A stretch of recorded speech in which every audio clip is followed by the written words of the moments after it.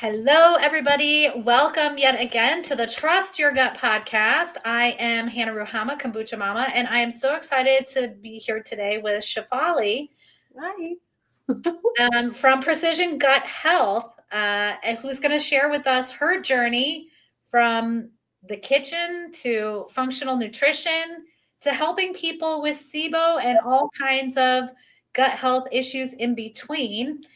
And one of my favorite topics that we're going to talk about today is, can we use food as medicine? Does that actually work?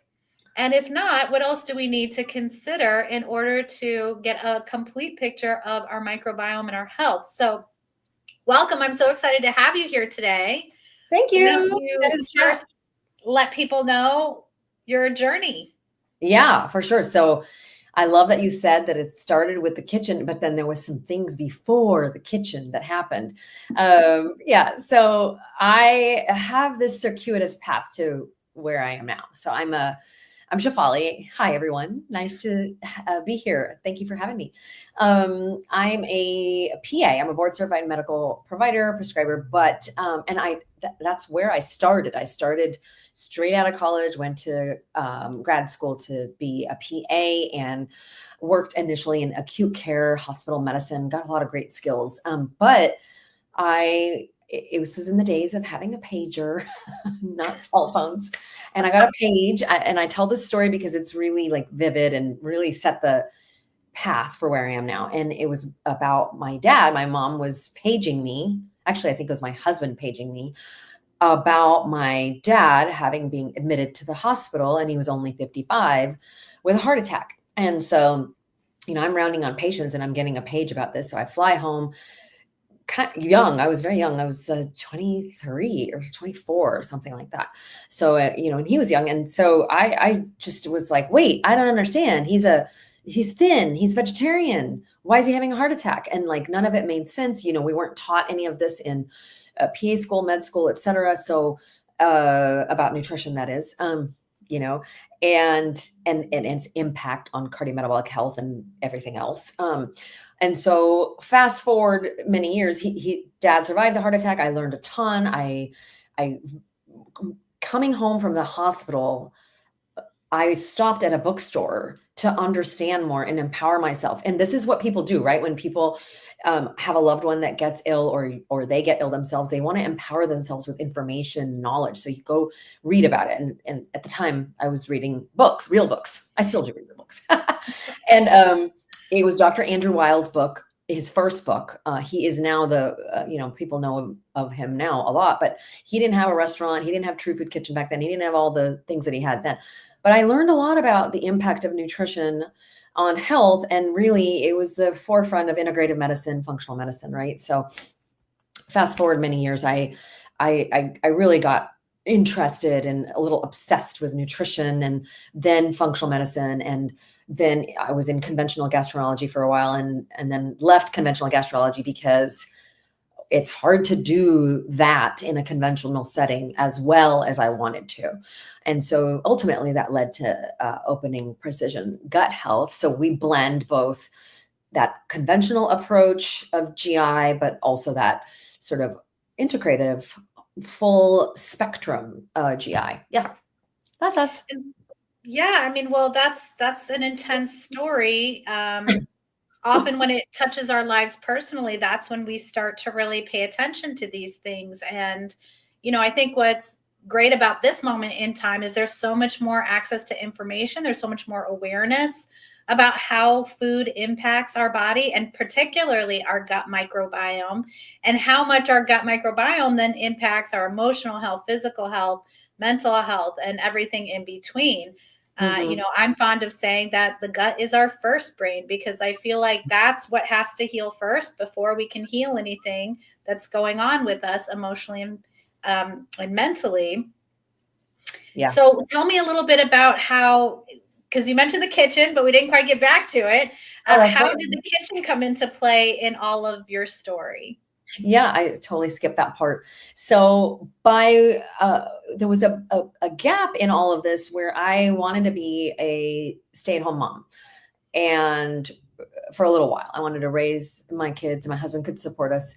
Well, I did that for like 3 months, and then I said, "Oh, I can't do this." So I still did it, but I supported it with, "Oh, I'll just teach some cooking classes and bring my Indian culture to, you know, the Austin, Texas." And I was really doing a lot of Indian cooking classes. And then as I was learning about nutrition and functional medicine, I realized that really what I wanted to do was write healthier recipes, teach food as medicine. And really, that was more what we were eating on a regular basis anyway. Not that Indian food isn't unhealthy, but every food in every region has its unhealthy, we all, it's a balance, right? So I just felt like I wanted to do that more. So yeah, I had a quite a long period of time where I was doing a lot of food writing and cooking classes, and created Chef's Kitchen, a business, a small, food blog and small cooking class business. And then I had decided that I wanted to bring it all together into and back into medicine, in 2017, I think. Yeah, 2015, something like that. Yeah. Great. So, I mean, obviously, you were interested in health. So, what did you find out about your dad's diet that you felt was maybe contributing to his ailments, considering your focus on food as well as having that more classical medical training? Yeah. Great question. So I really was blaming it all on the food for a long time, um, because I didn't know what else to think about at the time. And so the Indian vegetarian diet in some regions of India, and this is also why I liked to explain regional Indian cooking in my classes. Some areas are very different than others, just like anywhere else, any other country. But that particular area of where my dad and how I was raised on that diet is Indian vegetarian, which is a lot of carbohydrates for sure. But they're not all complex carbohydrates, and they're not all simple carbohydrates, but there really is a shortage on fiber and overall plant diversity, believe it or not, even though it's vegetarian. So it's just telling to people. I just think like, you really don't know a diet until you really look at the diet, right? Like you got to look at, okay, so vegetarian means one thing, vegan means one thing, but I mean, you really have to pay attention to what this vegan is eating versus this vegan, and what this vegetarian is eating versus this vegetarian. So, well, there's plenty of junk food for either of those dietaries that's like, oh, well, there's no meat in it, but it doesn't necessarily mean that it's healthy for you. There's so many different ways you can choose. How are you going to get it? From vegetables, from tubers, from fried tofu or things like that. So yeah, exactly. And I think I really pride ourselves on a very diet agnostic practice. I mean, I don't have a philosophy that resides in one necessarily than the other, because people come to those particular diets for a reason. It, like a carnivore diet, works for the person that has active acute colitis and Crohn's, maybe. I'm not saying all of them. And then, I'm not going to say, oh, that's bad for you. Well, right now that's helping you feel better, but ultimately let's figure this out. Let's explore a little bit more, and let's try to get you to where hopefully you're in a better place for your overall health, your big picture, not just your colitis. Anyway, I'm kind of going off topic, but I think, I think that it wasn't just the diet, because it really could be stress. It can be lifestyle. It was possibly sedentary. It was a lot of factors, but I think where I felt empowered was the food, because I had an interest in food, but I feel like that's where a lot of our patients, are people that we know, like, that if you have a family member or a loved one that gets diagnosed with cancer, what do you think? You think of a meal train. You think of, how can I help? Like, how can, we tend to think of that is how we feel empowered. So that's how I felt for a while. And it's not the only thing, right? So there's a lot of other factors that play into complex illness. Well, absolutely. To your point, though, I think that we go to food because we think of it as comfort. We think of it as, well, this is where I'm going to get all my nutrients. And just unfortunately, the farming practices that we've engaged in, we're not getting all of our nutrients, for a long time, because I was very interested in Weston A. Price and more of a traditional foods diet and things like that. I thought, well, I'm not going to need to supplement, because I'm going to get everything from my diet, because now I'm choosing these nutrient dense foods, which of course I realize, hey, we live in a really toxic world, and it's very different from the world that from the 30s where Weston Price was doing his research. And so many of those toxins can have such a profound impact because they'll bioaccumulate in our fat. We don't even know they're there. And then over time, they're gradually getting worse and worse. And of course, now we're seeing metabolic disease and things like this that we didn't expect to see, except in older people, are now impacting younger and younger generations. So how do we blend food with other things in order to create a more complete picture? Obviously, it's going to be unique to that person, but do you have some basic principles that you like to counsel people on?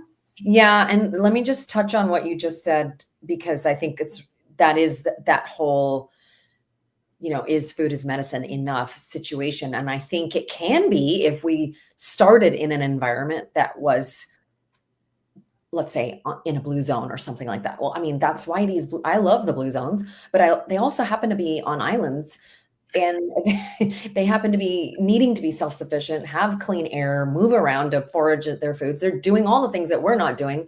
So it's not just about the food in the blue zone, it's the environment and the less toxins, etc. So I do think food is medicine is a achievable goal. And I do have patients that come to me that are doing all of those things, and yet they're still not well, right? So, but then I also have the people that aren't doing those things. And then we have some low-hanging fruit that we can address. It doesn't always fix everything, but it does move the needle a lot.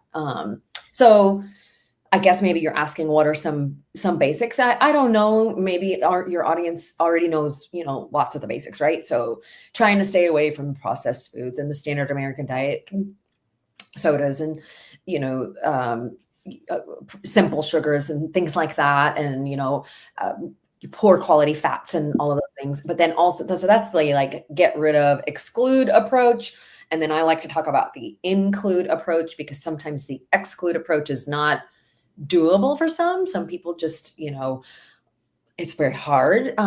But so the include approach is displacing some of those needs by fiber and good quality protein and good quality fats and complex carbohydrates and fermented foods and all the things that really ultimately help your gut. So I know people may have questions, but I heard that, lectins are bad, or, I don't do well with this. Well, yeah, I have these food sensitivities. Well, and I can't eat all that something's going on. We got to address it. We have to find that root cause. Yeah, absolutely. And I mean, it's so complex because I think there's also an emotional component that often plays into these things. And it's not just put these healthy inputs in and then you get this result. Each person is so unique in what they're dealing with. But I really do believe that stress is that uniting common factor. It's just, it can manifest in so many different ways. It can be stress from your environment, from your job, from your relationships, from the food you're putting in your body. And there's no one size fits all solution there, other than what are some of the many ways you can help to reduce stress. But I think starting in the kitchen, like you said, is very empowering. And since you were teaching cooking classes, are there specific, you mentioned some of the different food types you'd recommend? Do you have some recipe guides or books that people could still go and find some of this information and give it a try for themselves? Oh yeah, 100%. So you can always email us info@precisionguthealth.com for any, materials like that. We do have a cool Food is Medicine Academy. It is a culinary nutrition academy, really. So it walks you through these modules of health modules, if you will. So mitochondrial support or, blood sugar support, or, a little mini fiber series. So it's broken up into modules. And the difference between this type of cooking class, if you will, versus others, is that it's teaching you the culinary application and the recipe, but at the same time, I'm talking about functional nutrition and functional medicine, and really honing in on the ingredients. And I'll give you a couple examples. I always think of beets, the beet class. There's a class on beets, and if you don't like beets, maybe don't watch that one, or maybe watch it because you might like them the way I prepared them. And then I talk about like what is about the beet that makes it such a food as medicine type of food. Or it might be down to garlic. Like I did a class on a recipe that included some raw garlic. Why did I choose raw garlic? Why did I prepare it the way I did? Why did I let it sit in olive oil for a little bit before ingesting it? So it gets a little nerdy, if you will. And so that's our Food as Medicine Academy that is open to the public. So you're welcome to message us about that. And then we have a bunch of little, ebooks and e-guides. I'm happy to provide the gut ecology one. I love that one for your readers. If you'd like, I can send you guys a link. Okay. That would be great. Okay. Awesome. And so are fermented foods included in this course? Where do you land on that? Because obviously some folks who have SIBO, maybe they shouldn't include them right away, but other folks it's really helpful. So kind of how do you classify who should have fermented foods and when?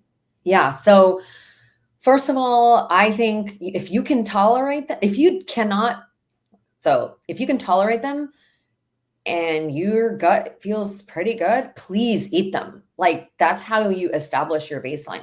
But before that, also, you want to feed your biome with prebiotic fibers. So fiber, but also the fermented foods. I think if you can tolerate them, if you don't have side effects, if you don't feel gassy, bloated, et cetera, definitely do them. And if you do feel like they're giving you those symptoms, then, small doses. And if that's not a non-issue, then yeah, maybe you need to be worked up for some GI stuff. Maybe you may be SIBO, et cetera. So yeah, I'm a huge fan. I don't know that I have a dedicated, I don't have a dedicated class I may have a dedicated class in the Food as Medicine Academy on fermented foods. I think it's in my fiber series. Yeah. But yeah, I'm a fan of those. And then I was going to say, you asked more a little bit about the cooking. I blanked on this. Why did I blank on this? We have a couple of courses, like a basic nutrition for gut health course that really is different than the culinary one, because in the culinary one, it's actually teaching recipes in hands-on in the kitchen, whereas our other course is more didactic. Like if you just want to watch, educational videos and not be in the kitchen necessarily. Well, I like both because I get to feed my brain as well as my gut. Yeah. And, I am a foodie still, and I really do like good food. And I appreciate if a patient says to me, like, I like good food. A lot of people are not in that boat because they're not feeling well. They've gotten to a point of getting restricted. So they want to get back to that if they were. But surprisingly, a lot of people just don't really care. They're like, yeah, just tell me what to eat. I'll eat it, So everybody's really different. But for me, I belong to a cookbook club, and going on 15 years, I want to say. And that to me gives me that recipe inspiration because we are rotating cookbooks and cuisines from around the world. And so I personally like that. And that's kind of a way to keep it interesting in the kitchen, if you will. And yeah, so that's an idea for your folks. What's the most interesting or different cookbook experience that you had in your club? Ooh, we've had so many, but I would say every time, this is a group of people that either have always been cooking or started to learn and get better at cooking during the length of this cookbook club. And so even the most experienced cooks will learn something new. So we just did, what was the name of the book?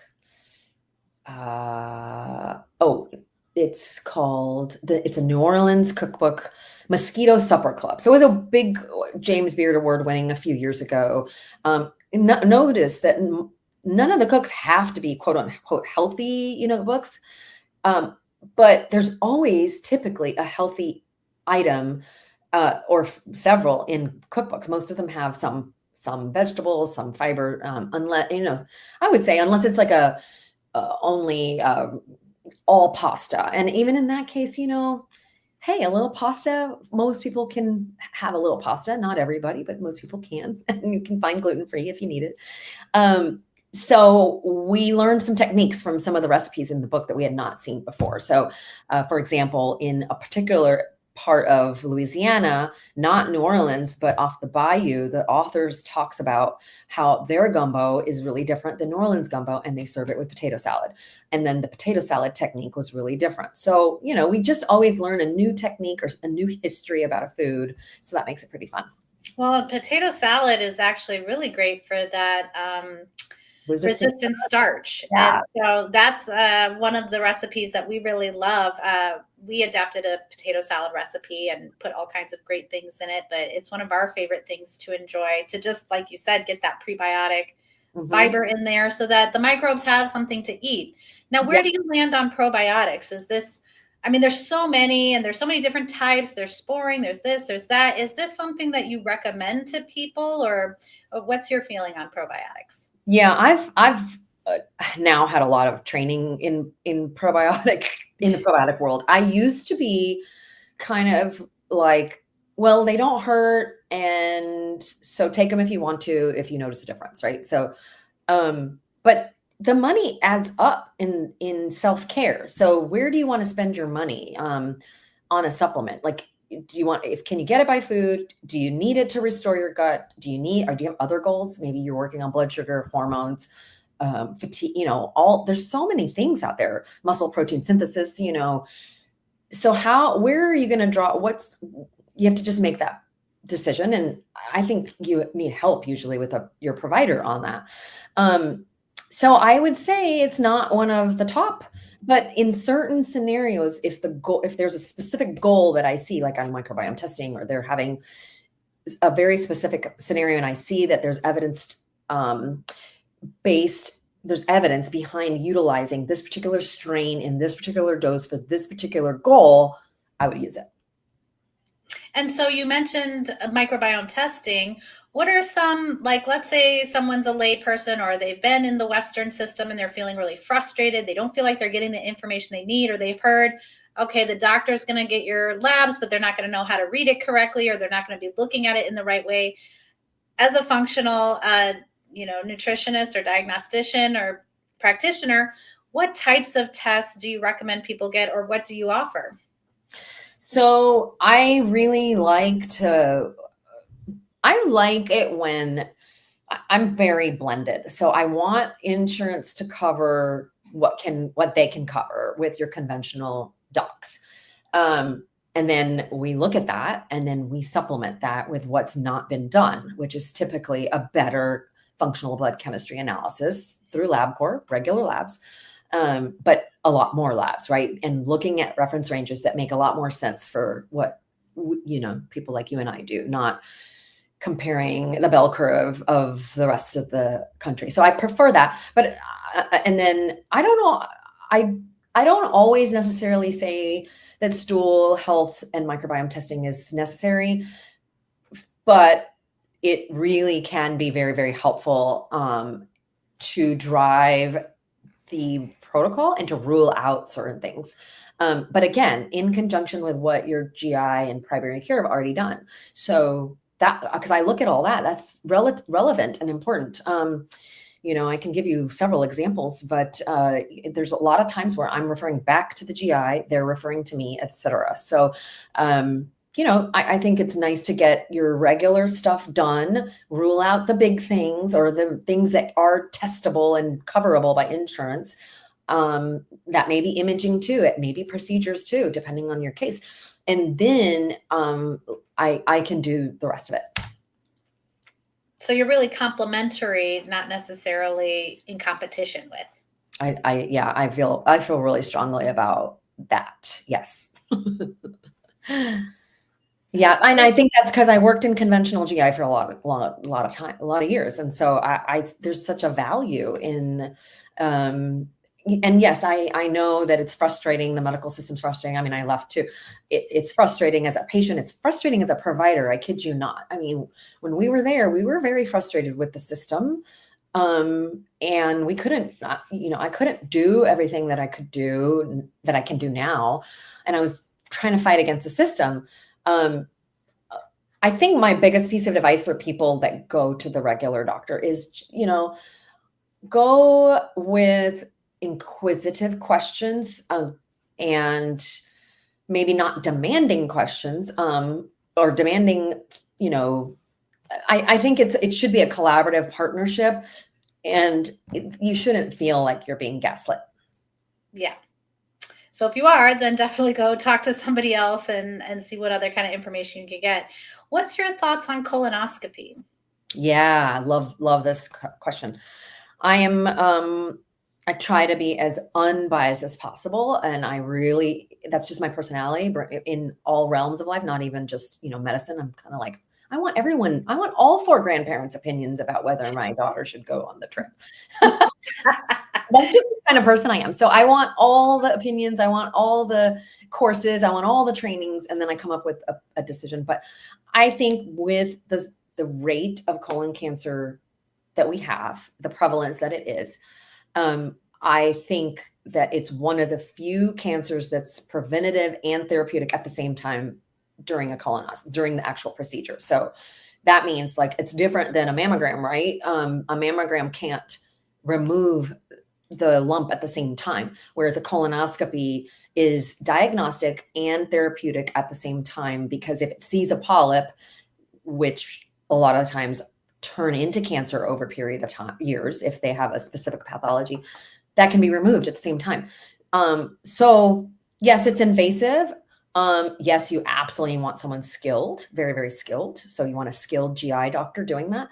But I am a fan, because because of colon cancer being on the rise. And because I say the alternative testing to this day still isn't great. Now, hopefully it will be soon. Yeah. Well, like my insurance even sent me a pre-test, if you will, that I do at home and can send in if I desire, which Yes. I think is So an interesting way to help people maybe feel a little less hesitancy about it. yeah, although if we're talking about the Cologuard, it's on their website, you can just see that their miss rate for cancerous, uh their miss rate for the adenomatous polyps, which are the precancerous one, is quite high. So, I think it's reasonable tests for people that um can't afford the colonoscopy, don't have insurance, or very elderly, can't undergo the procedure, various other scenarios, right? So we used to go over this in our pre-colonoscopy screening visits in the GI practice. And so there's a place for those. It's just, you have to know what you're getting and not feel this false sense of reassurance, because it's still not the gold standard. And I think there's still a reason why it's not the gold standard. Now, maybe if you got a few in a row, that can calculate out to a lower risk, because maybe a few of those in a row being negative might be, okay, you probably don't have it, but they don't give you a few in a row. They give you one. Yeah. Well, speaking of gold standards, what are some of the gold standards we should be looking for in our GI health? Like, obviously we want to have a movement at least once a day, but is there better frequency? Is there a specific number on the stool scale we should be looking at? Like, when is it a sign? I mean, obviously people come to you once they've been in extreme distress, but are there some other signs that people may not even realize are kind of early warning signs, letting them know that, hey, maybe I should go talk to somebody about this? Well, basic red flags to go talk to somebody about. I mean, that's kind of your conventional your PCP your primary care doctor should be alerting you to this, but you should also think, oh, blood in the stool, weight loss, fatigue, not getting out of bed, red flags, right? So, but aside from that, the goals of GI health are, yes, you said it, a great bowel movement, something that you feel like you've eliminated well, you feel happy with your elimination. It's not causing urgency. You're not, having any straining. You have an appropriate number. And also the absence of things like significant gas and bloating, bloating particularly, that's a big one. Acid reflux, those are things you don't want to have those. You don't want to have those. Yeah. Right. Well, this has been so informative. Let's tell people where they can find you and if you had anything else to share before we go today. Sure. I'm at info@precisionguthealth.com. That's just our office email, or our website is precisionguthealth.com. Same thing on social, Instagram, TikTok, and all the channels. It's Precision Gut Health. If you sign up on our website, you get a newsletter, and there's like some good, fun, free stuff. We have an email recipe series coming out shortly on plant, how to, the do's and don'ts of plant-based milks. And so fun things that are always coming out in our email newsletter, which happens to be called Trust Your Gut, actually.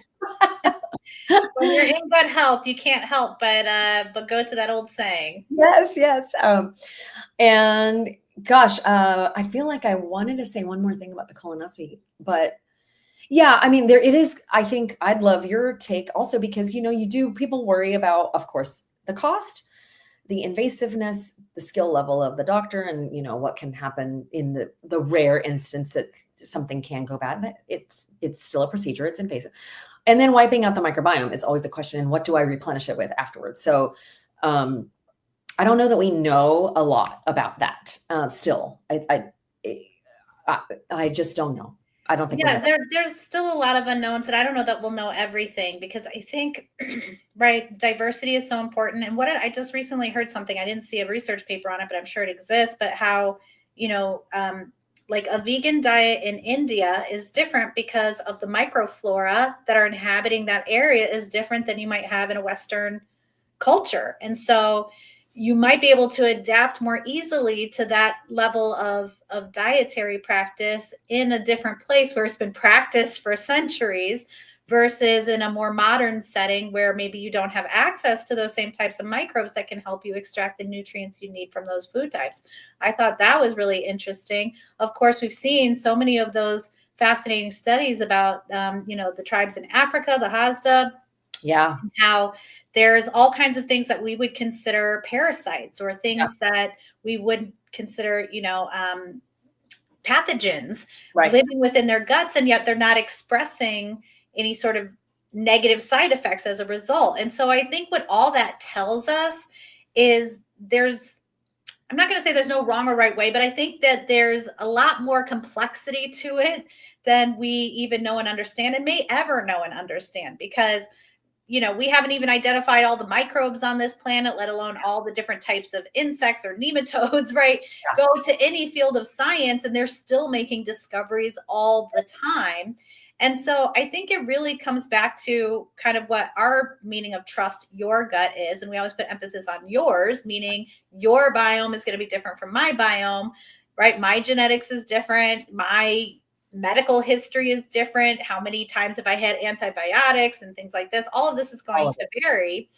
And so what can we go back to try to find what works for us? And trust your gut for us is closing those feedback loops. When I consume X, sure, it might taste good. So for example, if I have candida overgrowth and I'm craving sugar or some sort of yeasty product and I consume it, but then I feel awful, I have bloating, I have brain fog. Well, that's your body trying to tell you, actually, that isn't something that's good for you. And maybe you need to educate yourself to understand, why do I have these cravings? And then why do I feel terrible after I eat this food? Yeah, and so that's where I really love fermented foods first thing in the morning on an empty stomach, because you start to close those feedback loops. You go, oh, okay, this is what it feels like when I take kombucha on an empty stomach, or when I have a little bit of, milk, kefir, or yogurt, or sauerkraut or beet kvass or whatever it might be, because it helps you to feel that actual reaction in your body. Yeah, I love that. And I also noticed that there are a lot of people that don't know that they feel bad until, you know what I mean? Like you're in a scenario where you're paying attention, you're savvy, but so many maybe younger people that have really grown up on the like a Western culture, not only the diet, but the stress eating, eating too fast, right? Rushing through meals and doing all of that. Not that I'm perfect at any of this. I'm always also working at this, guys. So, but like you don't know that you feel bad until you actually pay attention to it. Or maybe, eliminate it for a while and then Right. bring it back in. So, Well, and that's the benefit of elimination diets, be it yes. a carnivore diet, be it a Yeah. vegan diet.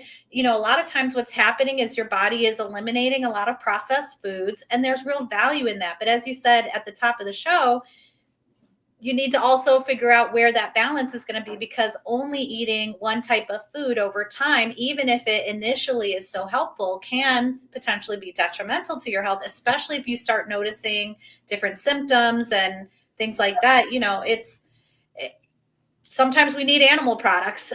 Sometimes that is the thing that's going to actually help you feel better. And you can do it in a way that's, conscientious and regenerative and honors the sacrifice of the animal, as opposed to not doing that.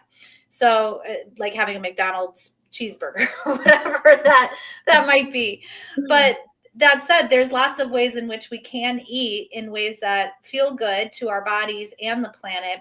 And I think it's looking for how you can do that. I'm in a process right now. I'm letting go of caffeine.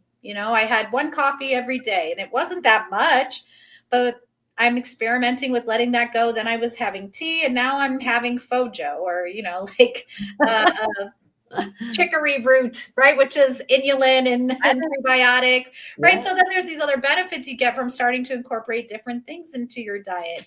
I've made my own almond milk for a long time. Awesome. But I also will buy heavy whipping cream because I want something that's got that animal fat in it as well. So what I love about right now is there's just so many options and choices, and that can feel overwhelming to people. But like you said, taking things out, putting things in, monitoring how you feel, because no one can live inside your body.